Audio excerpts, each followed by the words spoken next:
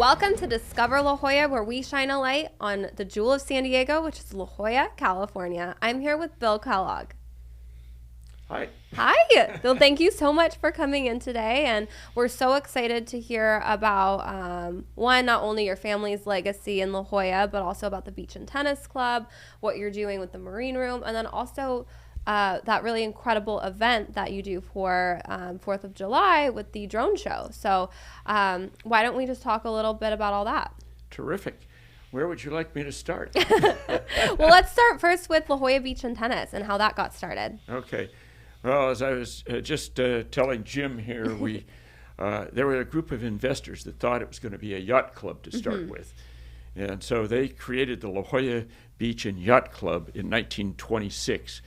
And in 1927, they built the first buildings, which was the club dining room and the Walnut Lounge. And they also built 16 apartments over on Paseo Dorado, which is at the south end of the club. And the grand entrance to the club was over there by the Human Resources Office. Where all the office, the little maintenance yard. Yeah, over there. Classic. And it started off as a concept where they were literally apartments. You would have families that would rent an upstairs unit, be 2 or 3 bedrooms, with kitchens and living rooms and the whole bit. Is like a real apartment. Downstairs they had a garage. And then next door to the garage, they had a little tiny unit that was for your maid, your housekeeping staff. And so when you checked in, what they would do is they would hand you your sheets and your towels, and you would do your own laundry. And they were really very much like apartments back in those days. Right. So that's where it started. They had this great idea, but the dream didn't work out very well because they tried to dredge a channel into the duck pond out there, and that was going to be our yacht harbor. And they built a pier out in front of the beach club. It's not the Scripps Institute pier, it's the beach club pier. You can still see remnants of it in the surf actually out there today. Yeah. I didn't know that. Yeah, Chris Wire told me that. Oh, really? So, how about that? Anyway, the winter storms kept filling in the channel that they dug. So that experiment failed when they realized that they would have had to build a harbor out in front. And the 1929 Depression came along and people ran out of money. And, my great-grandfather, F.W. Kellogg, Frederick William Kellogg, was actually a member of the investors group there. He took out his lifetime membership in the La Jolla Beach and Yacht Club in 1931, I believe, and paid $350 for it. Gosh, it's a steal. It's a bargain. Trouble was it didn't last for his lifetime, so the group went bankrupt. Oh no! So in 1935, he actually lived in Altadena, which is up near Pasadena. And so this was his vacation spot. He would come down here. And he had been in the newspaper business. We're not a cereal family. We're a newspaper. Everybody thinks you're in the cereal business. Yeah. That's right. I get no free cereal in the morning. Yeah, all right. But he owned a lot of the community newspapers up and down the coast of Southern California, like the Pasadena Star News and the Long Beach, I think, Press. And there were a bunch of newspapers, and he ended up selling those to the Copley family in 1926, and got out of the newspaper business. And when he, was trying to join this yacht club and, have a fun time down there, I think he got bored. So he came back in 1935 and decided, well, maybe I could do something with this property. And so he bought the La Jolla Beach and Yacht Club at that time, which was actually bigger than the club that you see today. He actually bought essentially La Jolla Shores. Wow. He bought the property from the Marine Room up to the pier. Wow. And most of the lots between the beach and La Jolla Shores Drive. Wow. So, I mean, you just expansive. imagine. And I saw some old ledgers. I think he paid $20,000 for it. Oh my gosh! Bill, come on. Am I That's killing? crazy. Yeah, you're killing me. Oh my goodness, what a chunk Isn't that something? And nobody was there. Yeah. No, it was very remote. There were no roads really there. You had to get there by driving through a little dirt road through UCSD. Yeah. It was, I-5 didn't exist Yeah, back there then. were horses and Yeah. cows and There were literally cows on the beach back then. And I understand that it was so remote that they used to do drug smuggling there in Oh the my cove. yeah, into the caves. Yeah, I've exactly. heard that. Yeah, I've heard Exactly. that as well. So, and the duck pond itself was way larger than it is today. It actually. Yeah, I've seen some of It those was old a marsh. historical Yeah, photos. it was pretty large. Yeah. And so they had to do a lot of landfill to actually build the golf course out there. Anyway, he took over the project in 1935, and my grandfather, William Scripps Kellogg, I think was on the JV tennis team at Stanford University at the time. Okay. And so he talked to his dad and convinced him to gotta build a install tennis court? 4 tennis courts. There you go. I love that. That's how That's the how it story started. began. That's how it started, and changed the name to La Jolla Beach Tennis tennis. Club. Yeah, because there's no yachts. We couldn't do yachts, No, so so you had to pivot so we somehow. did tennis. Yep. And then the idea was that they would use their newspaper background to promote tournaments that would bring people to this Right. remote area and then go home and tell everybody about it. So it was really the original marketing program for La Jolla.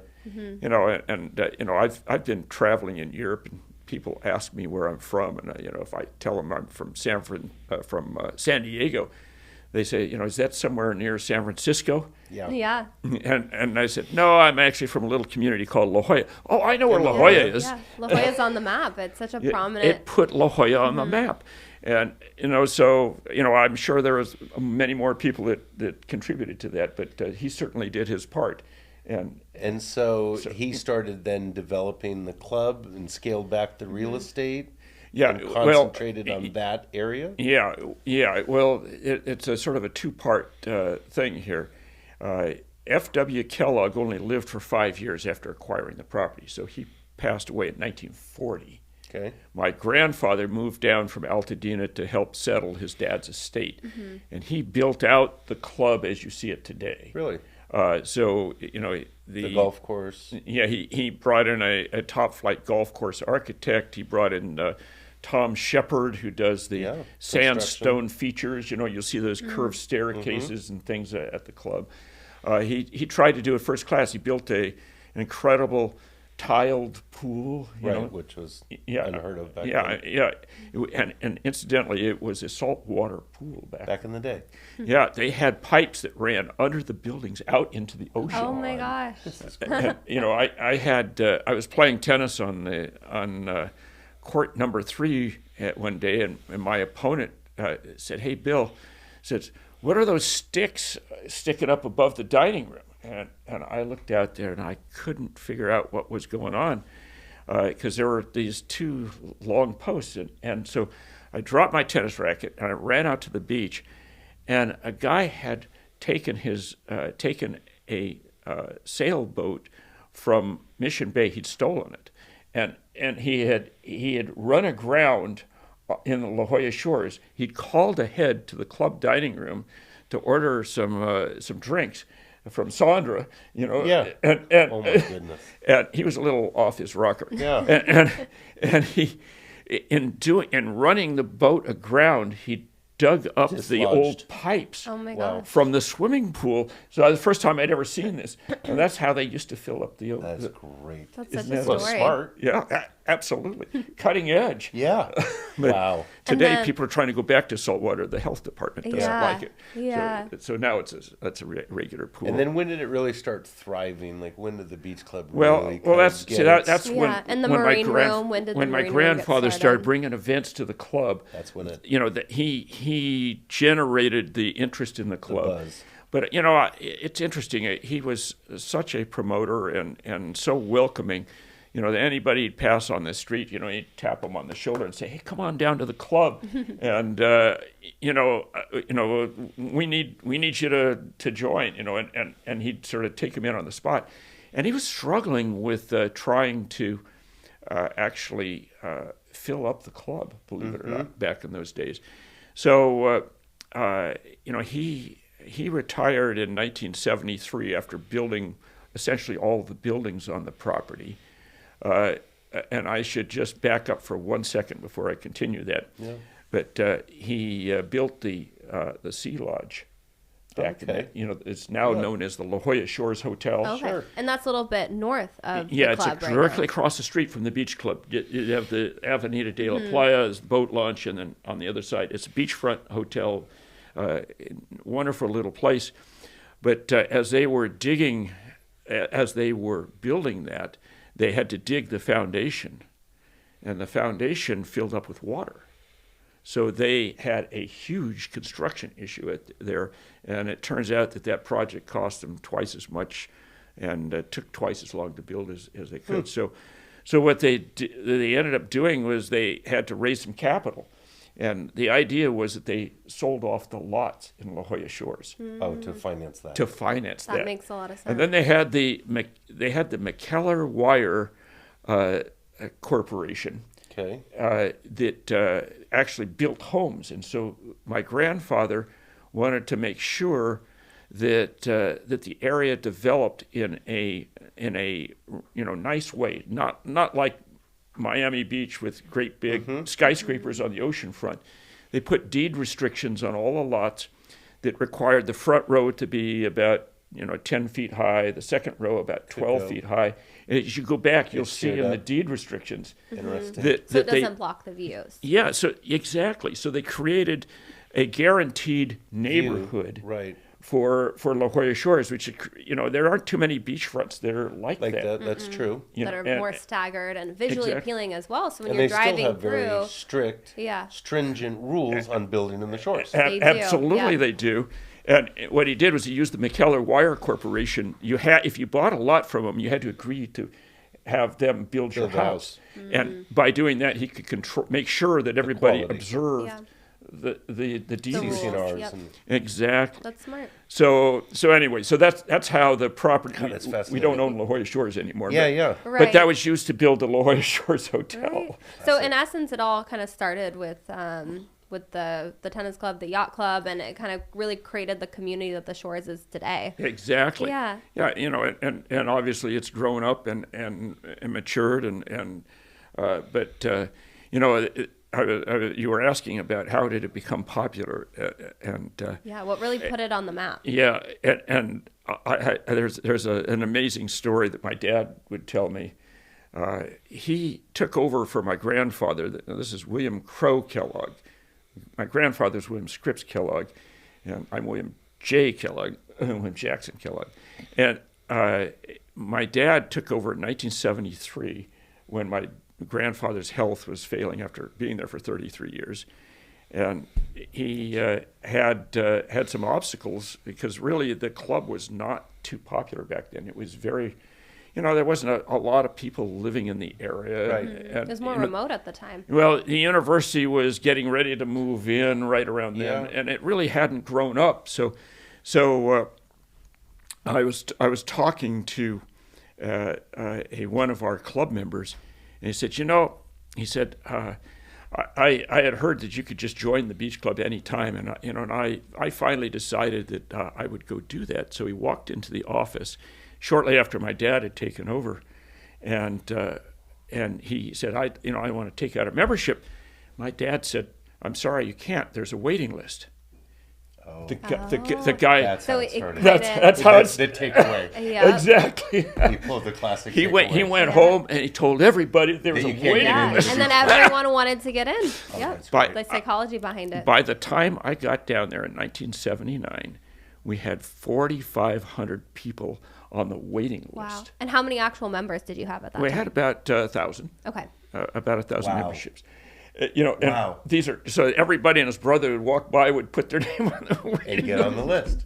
That's right. I like that. So it's basically all of La Jolla wanted to be in the club. And did you sell it to outside people in La Jolla, or? Oh, sure. Okay. Yeah, it was open. We have members from London and from all over the world. South America, from Australia. Yeah. So most of them are local because it doesn't make sense to join a club if you can't use it. But just the reputation of the club was such that a lot of people just liked joining it. Was the Marine Room built way back when, or was that? Or when did that come into play? Well, the Marine Room has an interesting history there. Part of the Marine Room, the north part of the dining room, actually was one of the were beach club buildings there. That's what they built originally. The south end of the Marine Room was actually a bed and breakfast operation called the Spindrift Inn. Perfect. And it was built up on top, and there's some old pictures. It had a beautiful arcade front. You know, you'd go down the steps to go into the lobby there. My great grandfather purchased the Spindrift Inn after he acquired the property in 1935, and he knocked a hole through the wall because the structures were adjacent to each other. And you know where they used to have the maitre d' stand at the bottom? At the bottom. And then they had the two steps down. You know, the levels aren't the same. Yep. That's because they were different buildings. That's classic. And so he knocked a hole through that, annexed the Spindrift Inn, and then he later built on the addition down there. I think I remember as a kid, you used to be able to come into the Marine Room from south of the snack shack. Yes. Actually, the Marine Room started off the north section as being the dining room for the La Jolla Beach and Tennis Club. Got it. We didn't serve dinner at the beach club. I see. So that started after I came down there. Wow.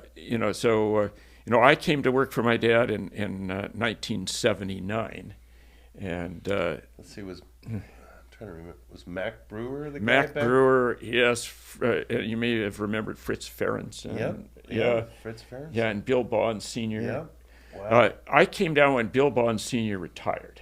Okay. And my brother Bob was the general manager of the Sea Lodge Hotel, which was the previous name of the La Jolla Shores Hotel. And when Bill Bond retired, my brother called me up and told me that I should think about joining the family business. I had struck out on my own. I was a head pro and general manager of a club up north of Los Angeles, worked at the Westlake Tennis and Swim Club, and I had pretty much vowed I was going to make it on my own. I was not going to be in the family business, and and here you are. Yeah, here I am. I got married, I had a kid, and I would go in a one-man operation, which I basically was out there. I'd go to work at 7 in the morning, get home at 10 at night, then have to do the books and get up the next morning. I'd look in the crib and my kid would start screaming at me because she didn't know who I was. It was a stranger. Right. So when my brother called me up and told me that I could come to work at the club and only work 6 days a week. And, sounded good. Oh my God! And he said 9 to 5. Oh, you're like, I'll take it. You're like, that sounds great. So I swallowed my pride. I called up my dad and I said, hey, with Mr. Bond retiring, I said, I'd love to come work. And so he found a spot for me, and I came in as sort of a general troubleshooter and worked for a lot of years in.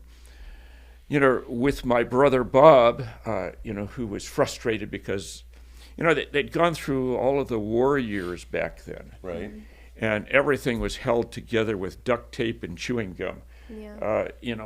And so the property was not in great shape. I mean, it was literally just in disrepair. Yeah, in disrepair. It needed a renovation. Yeah. So work. One of the things that my dad did was he made a commitment to reinvest $2 million a year in the property to start fixing it up.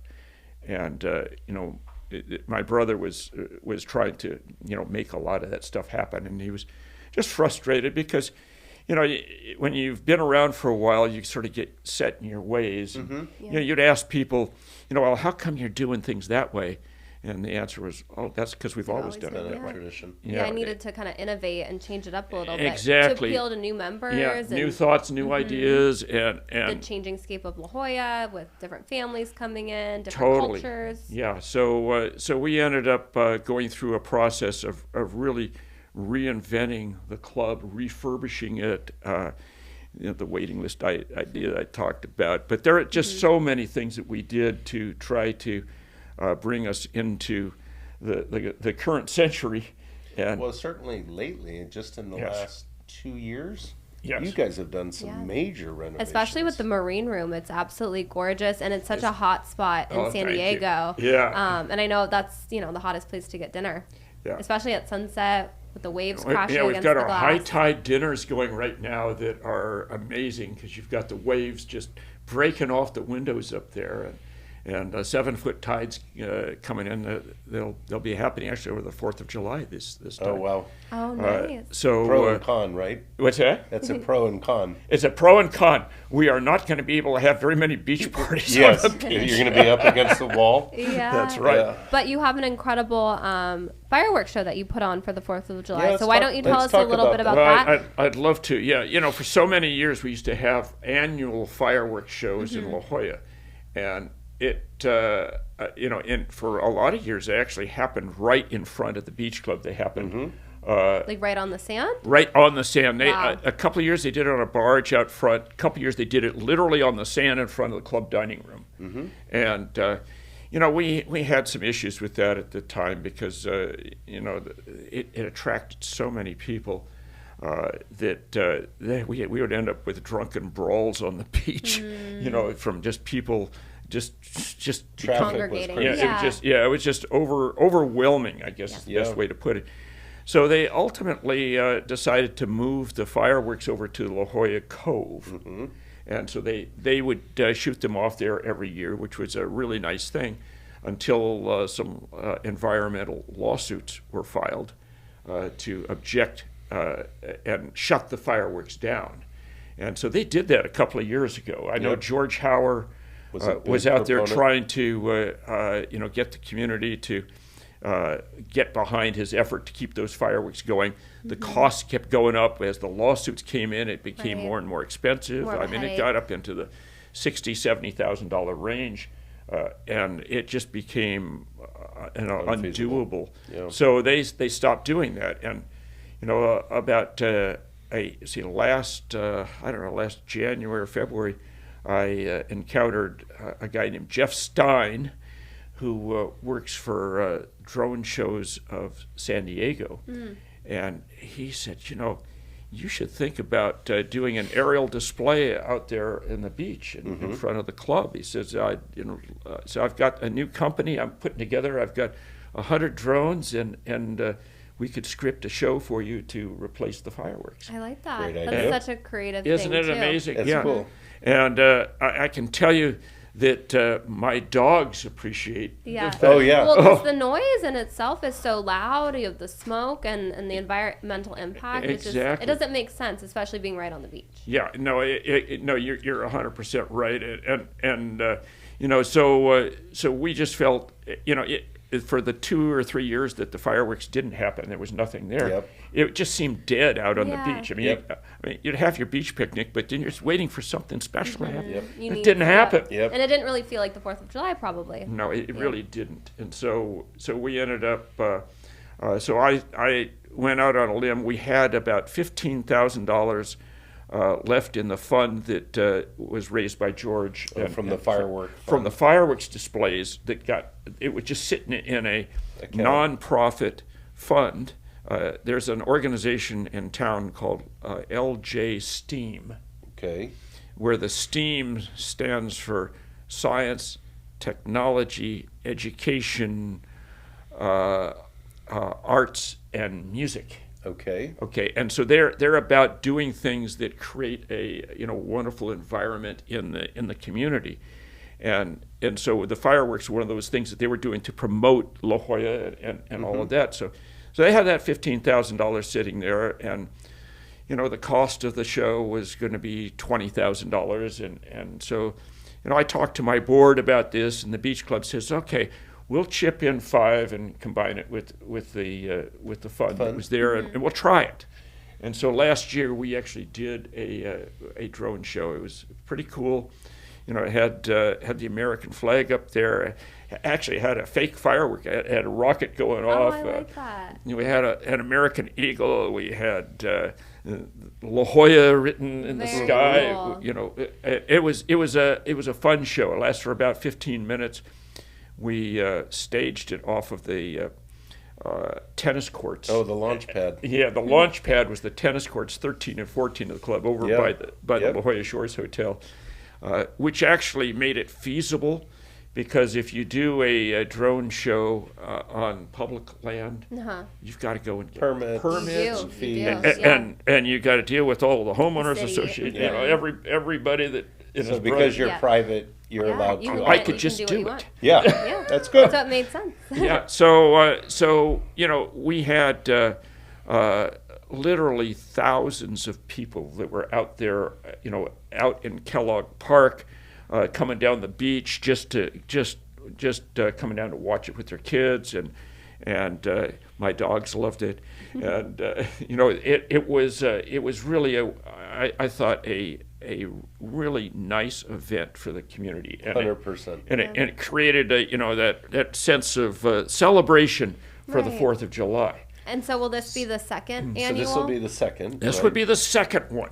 The trouble is that I don't have the fund. So we still need to raise some more I money. need so to how raise are we money. raising money for this? Yes, exactly. So I got together with Jack McCrory. Jack and I have worked together to do it last year, and he agreed to take this on again this year. And so we have been out there doing our best to get people interested in supporting that by making a tax-deductible donation to LJ Steam. So LJ Steam is where everybody goes. LJsteam.org. Okay. LJsteam.org. LJsteam.org. Yeah, and so if people and there's a sub page on there. If you go to that organization, you can actually allocate that to the drone show. Perfect. Okay.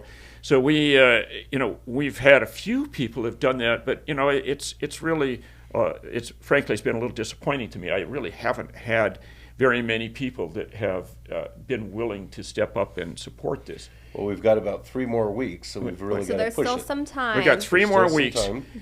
We've arranged for an improved show. We've got 200 drones this year instead of 100. Wow. Oh, wow. So it'll be even bigger and better. It'll be bigger and better. Last year it could only rotate a little bit, but this year it's going to rotate all the way around, so that if you're over at the cove, you'll be able to meet it. Oh, that's see great. it. So it'll twist around, and then it'll be about 8:45 at night. 9 It'll o'clock, go. Yeah. So it's really not just for the shores; it's for the whole community of La It's for the Jolla. community. That's why I what I wanted to do is I talked to my board. I said, would you be willing to invest some dollars in it? So they agreed to put $10,000 into it. Mm-hmm. Jack McCrory has put in $5,000 himself, right. and I've contributed, but I have a surprisingly small number of people that have stepped up to the plate. So I'm hoping to energize people, and what I'd really like to do is to make this an annual event, and we've got all the pieces in place. But I can tell you that the drone show people, I talked to Jeff Stein out there, and he told me that he'd already had 30 or 40 inquiries for 4th of July shows in other places. Did you threaten? And he said, would you consider doing it on July 5th? I said, that Come doesn't on. work. Yeah, wrong day. That doesn't work. Yeah, you really want to make it an annual I'd event, like, and it's such a great, it's such a great and unique way to bring the community together. And we loved hearing about your story with the beach and tennis, with the yacht club, beach and tennis, and just kind of like your family background. And if you're watching this and you want to support the drone show, what was the website again? It's LJSteam, so LJSTEAM.org, O-R-G. Awesome. Well, you hear that, all you thousands and thousands of viewers? Now's the time to step up. It's a great cause, That's right. Great event here in La Jolla. Yeah. Great for kids, great for adults, That's right. And a good way to wrap up a beautiful day. Yeah. Well, it is. A $20 donation is great. It doesn't have to be thousands. We've got it costs about $40,000 to put the show on. Mm-hmm. We've whittled it down to $9,000. So you're on the home stretch. I'm getting close, but I just need to close that gap. Yeah. Right. And then I just want to say one other thing, and that is that in the last year, Since doing that original show, I've gotten calls from all over the nation. Wow. From saw it on from people. social media. Yeah, they Yeah, saw it on social videos. media because there were some great videos that were taken. I mean, YouTube has got them. You can see the show. And they said, how did you do that? That is so great. It's environmentally friendly. It's the answer to these lawsuits that are popping up about fireworks all over the country. Yeah. And they just felt that La Jolla was on the cutting edge of a socially responsible, wonderful way to have a patriotic celebration of Independence Day. Yeah, That's and making awesome. a very positive impact on the community. Totally. So anyway, I really appreciate you that's allowing wonderful. me to talk about it. Thank you so much for talking about it, and be sure to check it out on the 4th of July. And we really appreciate you coming in today for our interview and chatting with Jim and I. Really, really do appreciate it. Thank you so much, Bill. Thank you. And thank you for watching Discover La Jolla. All right. We'll get there.